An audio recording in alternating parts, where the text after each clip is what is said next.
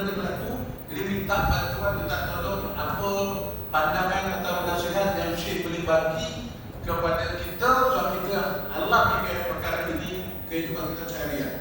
Itu yang pertama.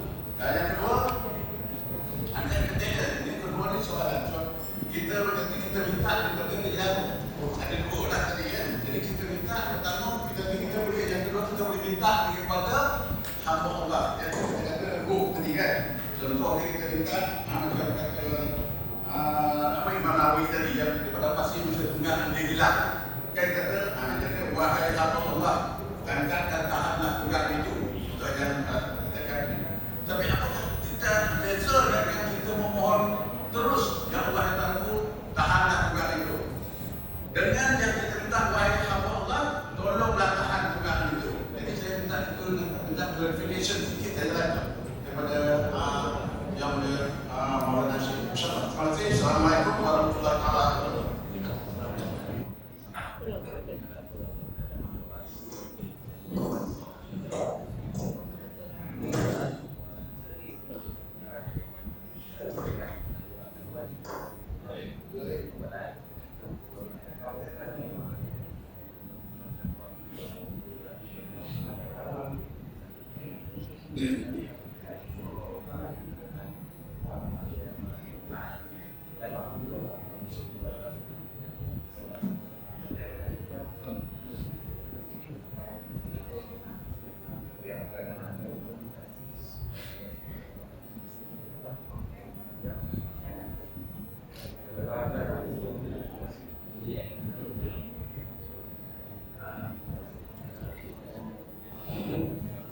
Bismillahirrahmanirrahim. Alhamdulillahirrahmanirrahim.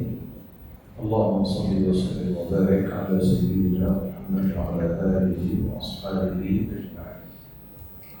السؤال الأول يقول بأن بعض الناس من الذين يجري الله خيرا على أيديهم لا ينسبون ذلك إلى الله عز وجل، وإنما يقولون لولا أنا لما صار فلان يعني غنيا، ولما صار أولادي في هذا المستوى، ولما صار لما بني هذا المسجد.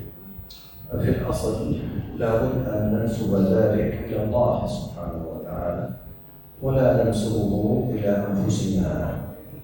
الله سبحانه وتعالى علمنا في القرآن الكريم ما أصابك من حسنة فمن الله وما أصابك من سيئة فمن نفسك. علمنا كيف ننسب الأشياء لسانا. عندنا عقيدة قلبية وعندنا نسبة لسانية. العقيدة القلبية قل كل من عند الله، الله خالق كل شيء، ولكن اللسان يقتضي منا الأدب، فما كان خيرا ننسبه إلى الله سبحانه وتعالى، وما كان شرا فإننا ننسبه إلى أنفسنا وإلى الأسباب. ومن ذلك الإنسان لا يقول لولا أنا لما صار أولادي كذا، ولولا أنا لما بني هذا المسجد، بل نقول لولا الله، لولا فضل الله، لولا عون الله، لولا توفيق الله، لولا تأييد الله سبحانه وتعالى لما كان هذا الخير. فننسب الخير إلى الله عقيدة ولسانا، وننسب الشر إلى أنفسنا والأسباب لسانا، مع الاعتقاد أن الله خالق كل شيء، خالق كل شيء. في القرآن الكريم في آداب النسبة اللسانية سيدنا إبراهيم الخليل على نبينا عليه الصلاة والسلام قال: هو الذي يطعمني ويسقين. نسب الإطعام والإسقاء إلى الله، هو الذي يطعمني ويسقين. وإذا مرضت فهو يشفين. ما قال إذا مرضني، قال إذا مرضت. نسب المرض إلى نفسه. وفي الأصنام قال سيدنا إبراهيم عليه الصلاة والسلام كذلك: رب إنهن أضلن كثيرا من الناس. الأصنام. فنسب الإطلاق إلى الأسباب ولم ينسبه إلى الله أدبا مع الله. Jadi Allahumma salli ala Muhammad. Alhamdulillah, Allahumma salli ala Muhammad wa ala alihi wasallam. Soalan pertama yang maklum dan tuan-tuan faham tak kasih terima Melayu lah pada tu. Jadi soalan tu tentang satu orang yang berbicara dan berkata seakan-akan dia yang memberi lah. Kalau tak ada aku mesti dia takkan ada. Kalau tak ada aku anak dia tak makan. Maka sebenarnya perkataan ini bersalahan dengan kaedah agama. Sebab keyakinan kita yang mutlak, walaupun kita yang memberi, keyakinan kita hendaklah dikembalikan kepada Allah Subhanahu wa taala. Bahkan Allah Taala mengajar kita dalam Al-Quran, ma asabaka, apa yang kamu terima, apa kebaikan yang kamu terima, fa minallah, maka datang daripada Allah. Akan tetapi apa keburukan yang kamu lalui ataupun berlaku, maka katakan datang daripada diri kamu. Maka dalam ilmu akidah maka disebut akidah ini ada akidatul qalbi, akidah keyakinan hati, dan akidah lisan. Akidah qalbi itu keyakinan hati yang bulat dan putus, yang menyatakan baik dan buruk datang dari Allah. Ini keyakinan hati. Akan tetapi akidatul lisan, akidah yang berada pada lidah sebagai lambang beradab kita dengan Allah. Maka kita kata yang baik dari Allah, yang buruk daripada diri kita. Maka sepatutnya kita yang dengan fadlullah, dengan kelebihan Allah, dengan bantuan Allah, dengan pertolongan Allah, akhirnya kita berjaya bina masjid. Jangan kita menisbahkan kebaikan itu pada diri kita. Sepatutnya sebagaimana Allah mengajar kita, yang baik daripada Allah, yang buruk daripada diri kamu. Maka akidah qalbi menyatakan baik dan buruk dari Allah, akidah lisan menyatakan yang baik daripada Allah, yang buruk daripada diri kita, kerana lambang kita beradab dengan Allah. Dan perkara ini diberikan misal, diberikan contoh di dalam Al-Quran. Ketika mana Sayyidina Ibrahim alaihissalam menyatakan waladhi, hanya senya dialah yang memberi aku makan, hanya senya dialah yang memberi aku minum, dialah yang menghilangkan dahaga, iaitu mengembalikan kepada Allah.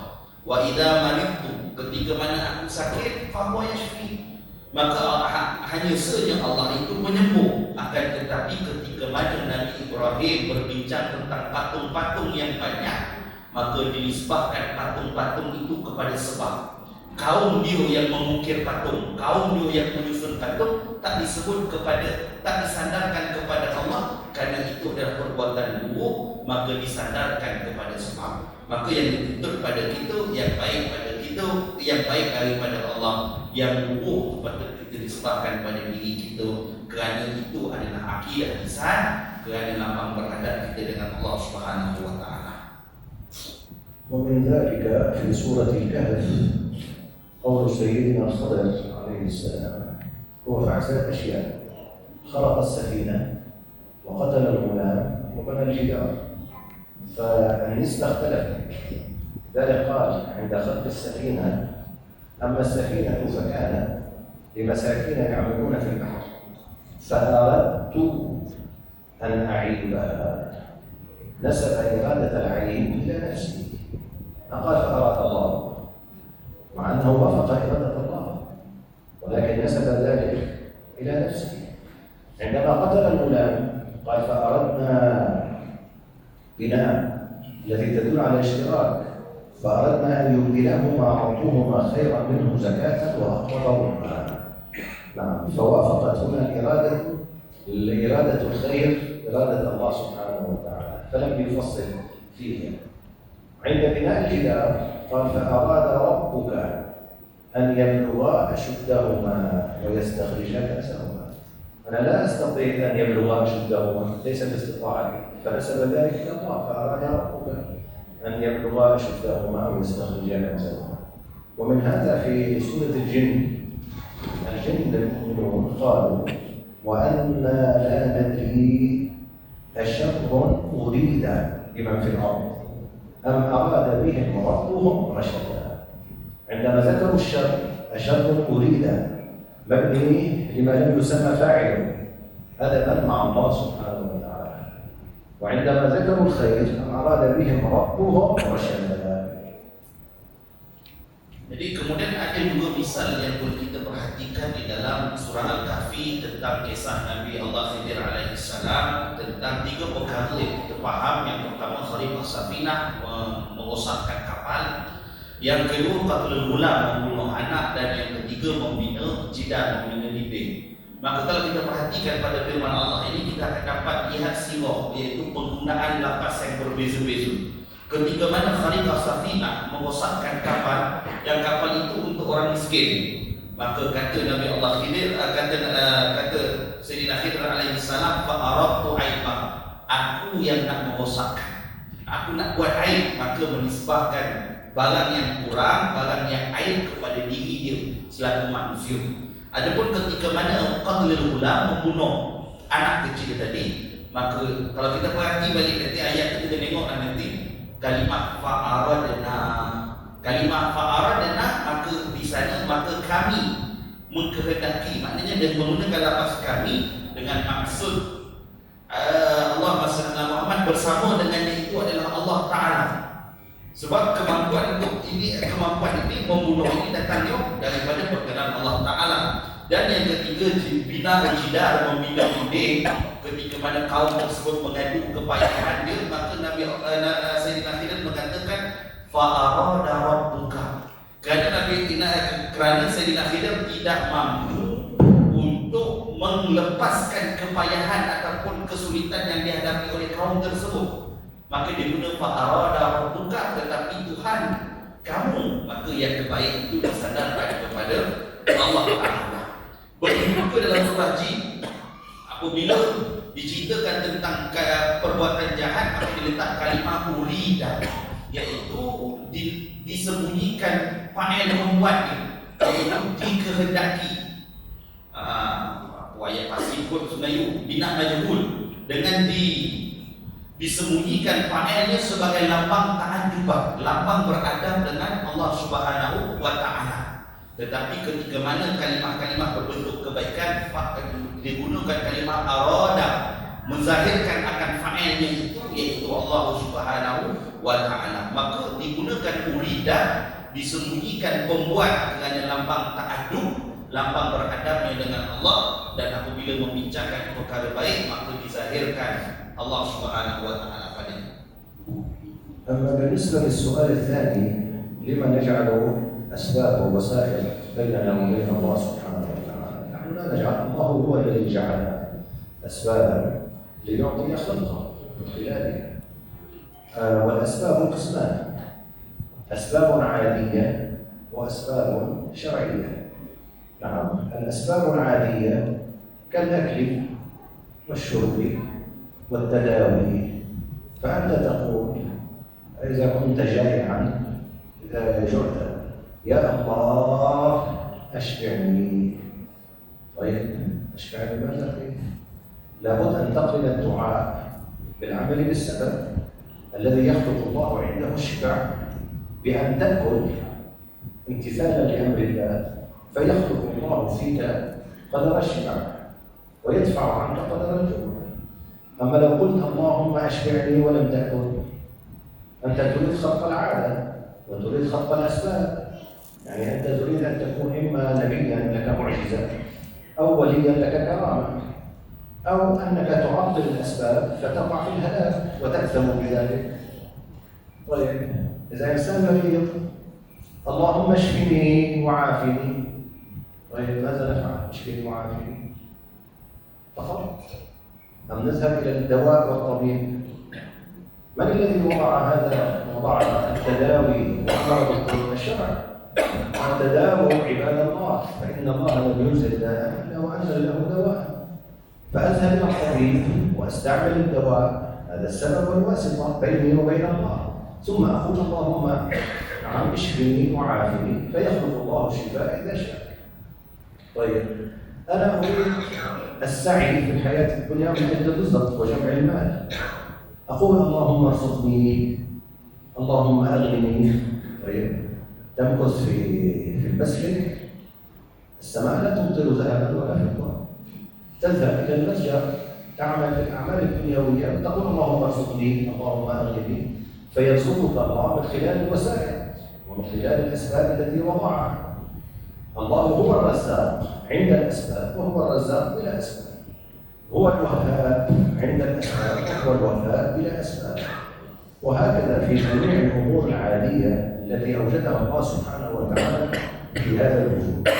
إنسان يريد أولادا، اللهم ارزقني أولادا ولم يتزوج، ايش يعني؟ كيف يرزقه أولادا؟ جعل الله سببا لذلك، تزوج واطلب من الله الولد. وهكذا الأسباب فيما يتعلق بالأمور الحياتية. الله هو الذي جعل الأسباب والوسائل ليخلق عندها ما يشاء. Jadi soalan yang kedua yang kau tanya, kenapa kita meletakkan wasitah, meletakkan perantara yang ibadah Allah? Kenapa tak terus kepada Allah Ta'ala? Sebenarnya yang meletakkan asbab perantara ini sebenarnya adalah Allah Ta'ala sendiri. Sebab itu asbab itu ada dua jalan. Yang pertama secara adian dan kedua secara syariah. Dengan maksud secara adian, secara kebiasaan. Satu orang sebagai contoh, dia tak nak mengambil sebab, maka dia lapar, maka dia kata, ya Allah, kau panjangkanlah aku. Maka adakah dia akan kenyang? Maka yang pergi mengambil sebab ini ataupun mengambil perantara yang pergi makan, maka itu adalah perintah daripada Allah Ta'ala. Begitu juga orang sakit, sembuhkan aku, sembuhkan aku. Tetapi diperintahkan juga tadawu. Kata Nabi SAW, tadawu ya ibadallah, pergi berubat. Wahai hamba-hamba Allah, sesungguhnya setiap penyakit ada ubat kecuali Nabi. Maka di sana ada perintah mengambil sebab, mengambil perantara untuk kita mendapatkan Allah Ta'ala. Mungkin kita kata, ya Allah, aku lapar, pergi kenyang. Adakah boleh? Mungkin kita Nabi, kita bolehlah kenyang kerana dengan mukjizat. Ataupun mungkin kita wali dengan karamah. Tetapi kalau kita insan yang biasa, sifat Allah Ar-Razzaq memberi dengan sebab dan tanpa sebab. Allah boleh beri dengan sebab dan Allah juga boleh beri tanpa sebab. Begitu juga orang yang inginkan anak, tapi dia kekal bujang, mana nak dapat anak? Maka Allah perintahkan dia pergi berkahwin. Pergi berkahwin, kemudian berdoa kepada Allah, ambil sebab, maka datanglah nanti rezeki anak. Begitu juga orang yang minta rezeki, minta kaya daripada Allah, ya Allah berikan aku kaya, kemudian duduk bersimpuh dalam masjid. Sesungguhnya langit tidak menurunkan emas dan tidak menurunkan emas dan perak. Maka bila mana minta kaya, minta duit, pergi mengambil perantara. Perantara ini yang Allah suruh. Ya, kita faham Allah Ta'ala itu memberi dengan sebab, tanpa sebab. Itu milik mutlak Allah Ta'ala. Tetapi yang memerintahkan kita berada pada perantara ataupun bersama dengan sebab itu adalah Allah Subhanahu wa Ta'ala. الأسباب الثانية هي فيما يتعلق بطلب الاستغفار والتماس الدعاء والعون ممن هم مظنة الصلاح كالأنبياء والأولياء والرجال الصالحين. الشرع الشريف أذن بذلك. أين أذن بذلك؟ الاستغفار نحن نعتقد وجود عباد لله مقربين إلى الله، أنهم ليسوا في درجة واحدة، المؤمنون ليسوا في درجة واحدة، الله يقول هم درجات عند الله.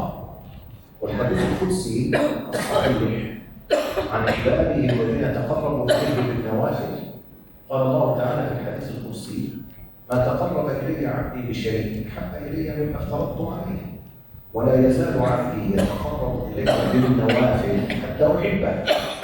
طيب هل هذا حتى أحبه لكل الأمة؟ أم الذي تقرب إلى الله بالنوافل وقبل عند الله؟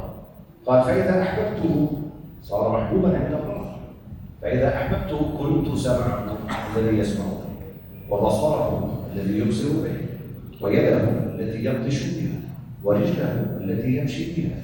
صار خرج من إمداد القدرة المقيد إلى إمداد القدرة المطلقة، فكان له ما ليس لغيره. قال: ولئن سألني لأعطينه، صار مجاب الدعوة، وليس كل إنسان تجاب دعوته. من وجدت فيه الشروط وهي 20 شرطا لإجابة الدعاء ذكرها الإمام الغزالي في إحياء علوم الدين. من وجدت فيه الشروط وكان محبوبا عند الله، تقول: ولئن سألني لأعطينه، ولئن استعاذ بي لأعيذنه.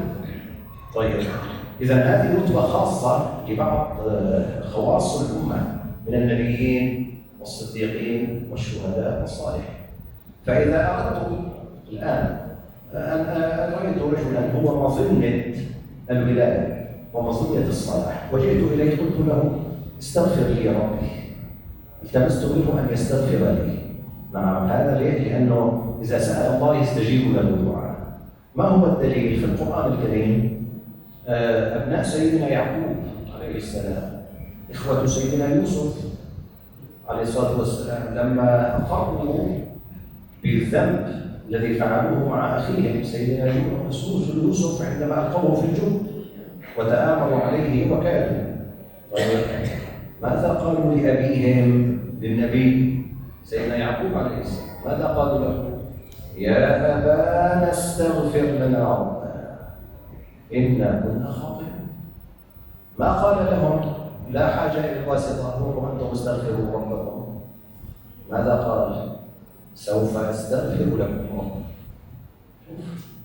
يعني قبل أن يستغفر لهم وأن يكون واسطة بينهم وبين الله في الاستغفار. سيدنا محمد اللهم صل عليه قال لسيدنا عمر وسيدنا علي رضي الله عنهما، وهما من هما في الصحابة، وهما كبار من كبار الصحابة من علماء الصحابة، ولا شك أنهم محبوبون عند الله. قال إذا لقيتما أويس بن عامر فمراه أقرئاه من السلام ومراه فليستغفر لكما. طيب من هو أويس بن عامر؟ هذا تابعي من أهل اليمن، كان في عهد النبوة ولكن ما استطاع المجيء إلى رسول الله اللهم صل عليه بسبب بذله بأمه. طيب رسول الله يقول لعمر وعلي رضي الله عنه اطلبا منه الدعاء واطلبا منه الاستغفار. فكان سيدنا عمر كل في موسم الحج يسأل وفد اليمن أفيكم أويس بن عامر؟ يقولون لا. إلى السنة التي استشهد فيها سيدنا عمر رضي الله عنه في موسم الحج يسأل أفيكم أهل اليمن؟ أفيكم أويس؟ قالوا نعم. ما لك ولي أويس؟ ليش تسأل عن أويس؟ هذا راعي يرعى لنا الجبال. حتى قومه لا يعرفون قدره، هو راعي يرعى لنا الجبال. المهم وصل إليه قال له أنا عمر بن الخطاب أمير المؤمنين وهذا علي بن أبي طالب، ورسول الله اللهم صل عليه أمرنا أن نقرئك السلام وأن نطلب منك أن تستغفر الله لنا. فاستغفر الله له. بعدين سأله سيدنا قال له سيدنا عمر أتريد حاجة لك؟ قال أن لا تسأل عني بعد اليوم، خلاص دعني في شأن المهم. Jadi yang kedua tadi kita cerita tentang sebab adat, sebab kebiasaan, sebab yang biasalah kita lalui. Ada pun sebab yang syar'iah yang boleh, yang menuntut kita adanya perantara dan dalil-dalil yang menyatukan kewujudan perantara antara kita dengan Allah Ta'ala. Antara yang diizinkan oleh syarak itu adalah istighfar. Istighfar, orang yang memperbanyakkan istighfar, orang yang banyak istighfar, orang mukmin ini tuan hadirin yang dirahmati oleh Allah, darajat mereka berbeza. Darajat setiap mukmin itu berbeza kerana Allah Ta'ala menyatakan darajat indallah, darajat seorang itu di sisi Allah Ta'ala. Bahkan dalam satu hadis qudsi Allah Ta'ala menyatakan mereka-mereka yang memperbanyakkan amalan nawafil, amalan sunat untuk datang kepadaku, maka aku mencintainya, maka dia menjadi kekasih. Maka di sini ada perkara yang menyebabkan mereka ini menjadi orang yang hampir kepada Allah Ta'ala. Dan hadis itu disambung pada hadis qudsi tersebut, bila mana aku menjadi kekasihnya, maka pendengaran dia adalah pendengaranku, penglihatannya adalah penglihatanmu. Maka dia menjadi orang yang hampir dengan Allah Subhanahu wa Ta'ala. Maka ketika mana dia hampir kepada Allah dan ketika mana dia meminta, maka kata Allah Ta'ala, la mu'tiyanna, nescaya akan aku perkenankan. Kenapa Allah perkenankan apa yang dia minta? Sebab dia telah duduk dalam satu darajat yang tinggi sebagai kekasih Allah. Sayyidina Imam Al-Ghazali ada menyatakan 20 syarat untuk dimustajabkan doa. Antaranya adalah orang yang banyak beramal dengan amal sunat yang sehingga menjadi kekasih Allah Subhanahu wa Ta'ala. Maka kita lihat kepada Al-Quran. Sayyidina Yaqub alaihi salam, anak-anak kepada Nabi Allah Yaqub alaihi salam, itu adik-beradik kepada Nabi Allah Yusuf. Bila mana adik-beradik Nabi Allah Yusuf telah melakukan perbuatan yang kita maklum, meletakkan Nabi Yusuf dalam perigi dan sebagainya, maka di ujungnya itu dia meminta ampun maka dia meminta kepada Nabi Yakub agar meminta kepada Allah pengampunan. Mengapa anak-anak Nabi Yakub tidak minta pada Allah secara terus? Sebab keyakinan anak-anak Nabi Yakub bahawasanya bapaknya itu iaitu Nabi Yakub adalah Nabi, orang yang hampir dengan Allah. Maka dia minta, wahai Nabi Yakub, wahai ya apa? Dia kata, wahai ayah itu, mintalah ampun pada Tuhan untuk kami ini. Apa kata Nabi Allah Yakub? Saufa astaghfiru lakum. Aku akan minta dekat Tuhan agar Tuhan mengampunkan kamu. Maka itu antara. Begitu juga yang berlaku dalam sirah itu, yaitu baginda Nabi SAW memerintahkan Sayyidina Umar dan Sayyidina Ali. Sedangkan kedua-dua orang ini tokoh sahabat yang agung, mereka yang dijamin syurga. Apa yang berlaku yaitu diperintahkan kepada Sayyidina Umar dan Sayyidina Ali untuk mencari seorang lelaki yang bernama Uwais bin Amir ataupun Uwais Al-Qarni. Maka sampaikan salam bagi Nabi Uwais Al-Qarni. Kita faham dia hidup di zaman nubuah, hidup di zaman Nabi SAW, tetapi tidak pernah bertemu dengan baginda Nabi kerana ketaatan dia dan kebajikan yang dilakukan pada ibunda dia. Maka dia tak pernah bertemu dengan baginda Nabi SAW. Maka Nabi pesan kepada Sayyidina Umar dan Sayyidina Ali, kamu cari lelaki Uwais bin Amir ini ataupun Uwais Al-Qarni ini, seorang daripada Yaman. Maka sampaikan salam dan minta dia untuk istighfar pada Tuhan agar engkau berdua ini mendapat istighfar. Kenapa kedua-dua orang ini, iaitu Sayyidina Umar dan Sayyidina Ali, tak minta terus pada Allah, tetapi baginda Nabi ajar, kamu cari Uwais Al-Qarni. Maka di sini Uwais merupakan orang yang hampir dengan Allah Ta'ala. Dan Sayyidina Umar dan Sayyidina Ali meneruskan pesanan Nabi. Setiap kali musim haji, dia akan mencari rombongan daripada Yaman dan dia mencari ada tak orang bernama Uwais. Kenal tak orang bernama Uwais? Sehinggalah tahun terakhir hajinya Sayyidina Umar Amirul Mukminin, maka tahun terakhir itu barulah dia dapat petunjuk tentang Uwais. Sehingga orang-orang Yaman bertanya, kenapa cari Uwais Al-Qarni? Dia hanyalah seorang pengembala di atas bukit, bukan siapa. Maknanya orang Yaman tak tahu kedudukan Sayyidina Uwais Al-Qarni. Maka ketika itu ditunjukkan siapa Uwais Al-Qarni, maka Sayyidina Umar dan Sayyidina Ali bertemu dengan Sayyidina Uwais Al-Qarni, minta menyampaikan salam Nabi. Baginda Nabi sampaikan salam. Yang kedua, minta diistighfarkan untuk Sayyidina Umar dan Sayyidina Sayyidina Umar dan Sayyidina Ali. Minta ini, kenapa mereka tak minta terus daripada Allah? Dan perantara yang berlaku ini adalah perintah dari Nabi SAW. Akhirnya Sayyidina Umar Amirul Mukminin tanya pada Uwais Al-Qarni, apa hajat, apa yang kamu nak, akan aku tunaikan. Maka kata Sayyidina Uwais Al-Qarni, tinggalkan aku dan jangan minta apa-apa daripada aku. Jangan cari tahu. Itu yang sahaja yang ingin oleh Uwais Al-Qarni kepada Sayyidina Umar ketika ditawarkan tentang apa yang ingin. Jika nak diperkenankan, tapi Sayyidina Uwais kata, tinggalkan aku, jangan minta apa-apa daripada aku. الله سبحانه وتعالى لا يحتاج إلى الوسائل، هو غني عنها، ولكن نحن في عالم الخلق العلوي، الملائكة الكرام والسفلي في عالم الأرض، نحن الوسائل نحتاج إلى الوسائل التي أوجدها الله سبحانه وتعالى. أنت تقول مثلا اللهم علمني من لدنك علما. طيب إذا لم تعلم العلم من لدني اطلب من الله أن يعلمك من طريق المعلمين. تطلب العلم عند العلماء، لأن الله يقول الذي علم بالقلم فجعل لك وسائل. الله هو الوهاب عند الأسباب، وهو الوهاب بلا أسباب. فمن لم يأته الوهب المجرد عن الأسباب فليطلب الوهب من طريق الأسباب.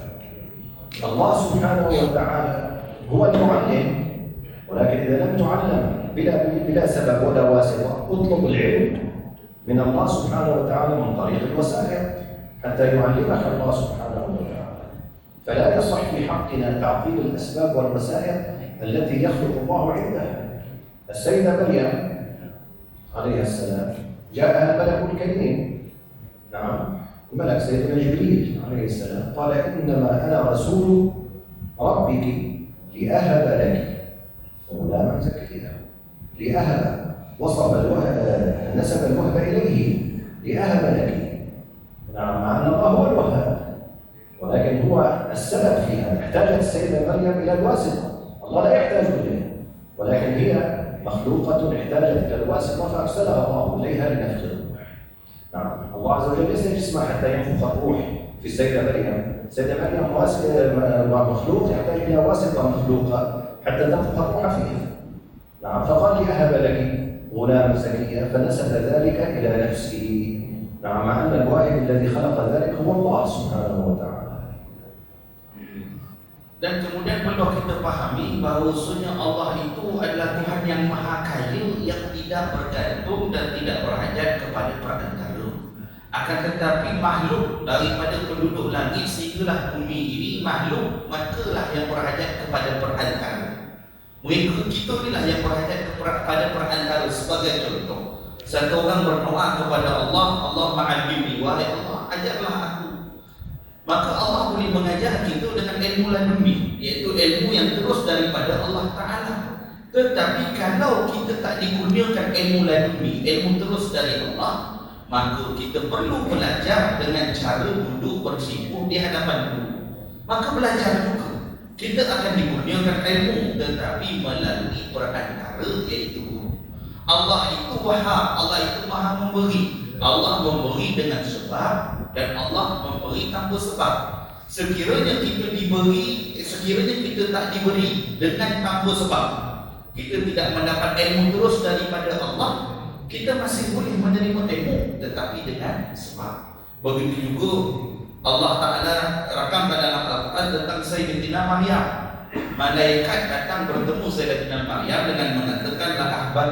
Ya, malaikat bertemu dengan Sayyidatina Maryam menyatakan, aku datang ingin memberikan kepada engkau meniup roh, gulaman zakiyah, nak tiup roh. Sedangkan yang memberi itu Allah Ta'ala, tetapi digunakan perantara. Maka makhluk yang memerlukan perantara. Sekiranya kita tidak mendapat terus daripada Allah, maka kita memerlukan perantara untuk mendapatkan, untuk sampai kepada Allah Ta'ala. Begitu juga malaikat menisbahkan memberi itu pada diri. Malaikat jumpa Sayyidatina Maryam, maka dia kata, aku nak berikan kepada kamu gulaman zakiyah. Sedangkan hakikat memberi itu daripada Allah Ta'ala, tetapi malaikat menisbahkan diri dia sebagai memberi kerana dia adalah perantara yang meniupkan roh itu.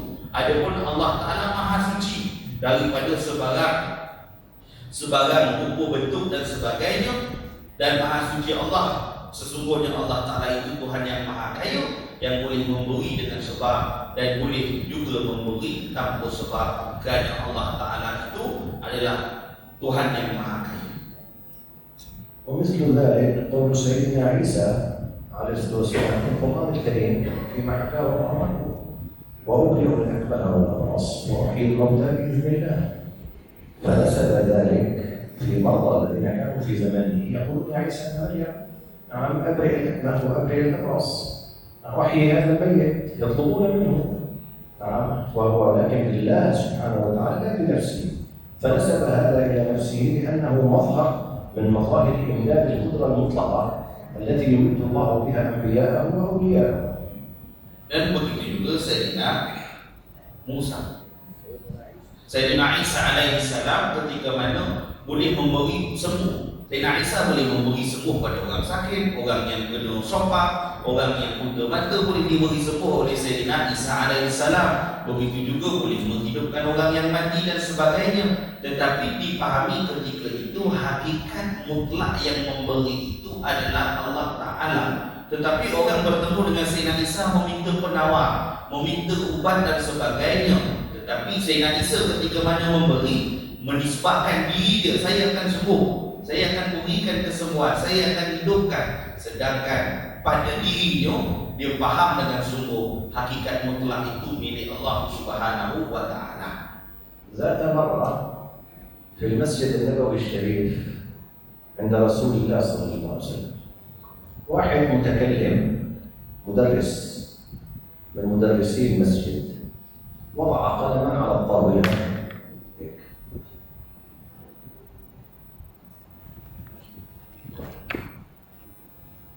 وقال: علماء أهل السنة يقولون محمد اللهم صل عليه محمد ينفع. طيب أنا أضغط القلم على القلم يا محمد أعطني القلم. طيب القلم ما بقي في مكانه لم ينتقل إلى جيبه. رأيتم؟ محمد لا ينفع. لو كان ينفع كان أعطاني القلم. في المدينة فقام واحد طالب علم جالس رفع يده قال شيخ أنا أسأل سؤال الله ينفع؟ الله ينفع؟ قال نعم. قال قل يا الله أعطني القلم. قل يا الله أعطني القلم. طيب الله لم يعطيك القلم إذن الله لا ينفع. فقامت عليه الحجة. القلم جعل الله أسبابا. الواحد بعد ما من أول القلم يعطيك إياه في عالم الشهادة في أسباب. تطلب القلم ممن هو أمامك، أما تطلب القلم ممن هو في الغيب كيف هذا؟ هناك في حالات الإنسان التي يعجز عنها هو ومن حوله في عالم الشهادة يكون هناك تدخل من عالم الغيب فيطلب حينئذ يا عباد الله أعينوا عندما تتعطل الأسباب الأرضية. Jadi ada satu kisah yang berlaku di Madinah, yaitu di Madinah Munawwarah di Masjid Nabawi.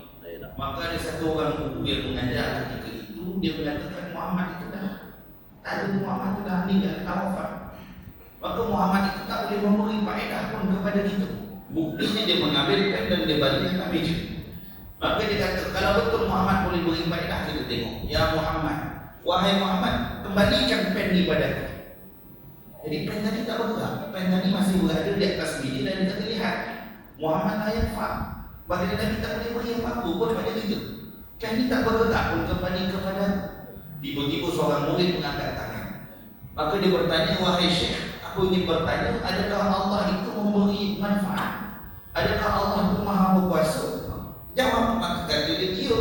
Sekarang sebut, wahai Allah, kembalikan pen ke dalam poket. Semua, maka dia. Kalau pen itu tak berani dan tak masuk balik dalam poket, maknanya kamu nak kata Allah lah yang faham. Allah pun tak boleh beri faedah pada kamu. Maka terdiamlah semua ketika itu. Maka perlu diperhatikan yang dimaksudkan beri faedah, beri manfaat itu dalam alam syahadah itu yang masih hidup. Maka mungkin seorang murid bangun dan masukkan dalam poket guru. Tetapi yang nak bantuan daripada alamul ghaib, benda-benda yang kita tak mampu nak lakukan, benda-benda yang kita dah habis ikhtiar dan usaha kita tak boleh nak capai, maka ketika itulah kita berpindah pertolongan kepada alamul ghaib, meminta pertolongan daripada alamul ghaib. Tapi barang yang boleh alam syahadah, iaitu kita yang hidup boleh selesaikan, yang mungkin minta alamul ghaib, kenapa? Maka itulah yang disebut oleh Fadilatul Syekh. في عباد الله يعطيهم بعض الأسباب، سبب سببين ثلاثة أربعة. أما في عباد الله مقربين إلى الله آتاهم من كل شيء سببا.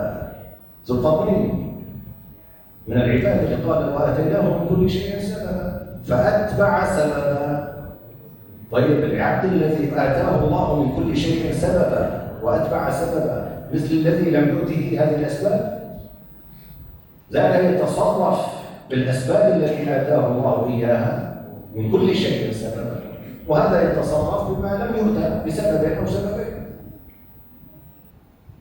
Jadi hamba Allah ni mana manusia ni ada yang dia belum mencari sebab.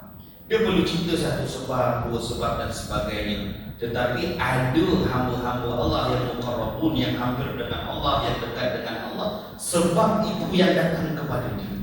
Umpamanya kisah Sayyidina Dzulqarnain Allah rakamkan dalam Al-Quran, didatangkan kepada dia pelbagai sebab, yang dengan sebab-sebab tadi itu dia melakukan sesuatu. Kenapa? Sebab yang datang kepada dia itu datang daripada Allah Subhanahu wa Ta'ala. Maka ada manusia yang perlu mencari sebab, tapi ada juga hamba-hamba Allah yang muqarrabun, sebab itu yang datang bergantung kepada dia.